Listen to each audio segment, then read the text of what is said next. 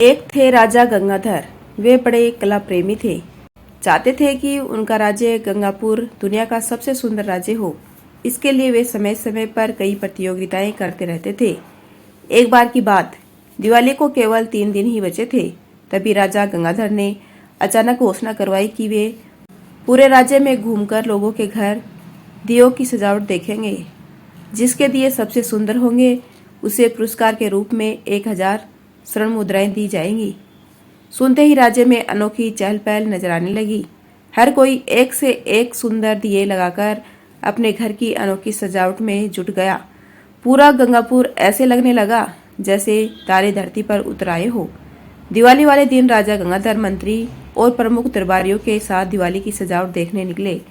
एक दरबारी ने कहा, देखिए महाराज, सेठ लखामल की कोठी, इन्होंने पूरे 1 लाख दिए जलाकर कोठी की सजावट की है।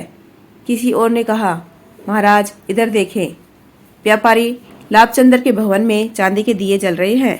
पुरस्कार इन्हीं को मिलना चाहिए। राजा गंगाधर शांत थे, चुपचाप सारी सजावट देखते हुए आगे बढ़ते जा रहे थे। चलते चलते वे राजधानी के बाहर नदी तट पर आ गए। सामने गुरु सोमदेव का आश्रम था। वहां सिर्फ एक मिट्टी का दिया जल रहा था। एक बुजुर्ग दरबारी विष्णुदास ने कहा, महाराज यहाँ तक आए हैं तो जरा आचार्य सोमदेव जी के दर्शन करने चले। राजा गंगाधर दरबारियों के साथ आचार्य सोमदेव के आश्रम के पास पहुंचे। भीतर से सोमदेव जी की आवाज आ रही थी, आज मेरे 21 शिष्यों ने शिक्षा पूर्ण कर ली।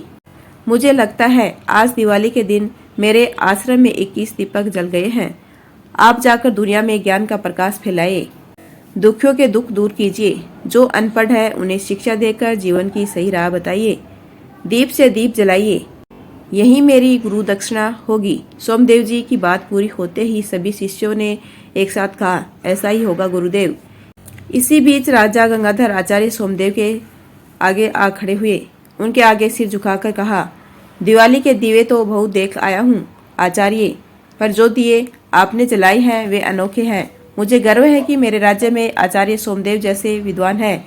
फिर तो सचमुच पूरे गंगापुर में ज्ञान के दिए जल उठेंगे। राजा गंगाधर ने 1000 स्वर्ण मुद्राओं की थैली आचार्य सोमदेव के चरणों में रख दी। कहा, आप इसे स्वीकार करें तो मुझे अच्छा लगेगा।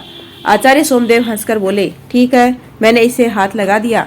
अब इसे आप ही रखें। हाँ, आश्रम को किसी मदद की जरूरत हुई तो मैं आपसे कहूँगा। राजा गंगाधर ने एक बार फिर आचार्य सोमदेव को प्रणाम किया और प्रसन्न मन से राजधानी की ओर लौट चले। यदि आपको मेरा छोटा सा प्रयास अच्छा लगा हो तो चैनल को लाइक, शेयर एंड सब्सक्राइब कीजिए। आपका अपना कीमती समय देने के लिए दिल से धन्यवाद।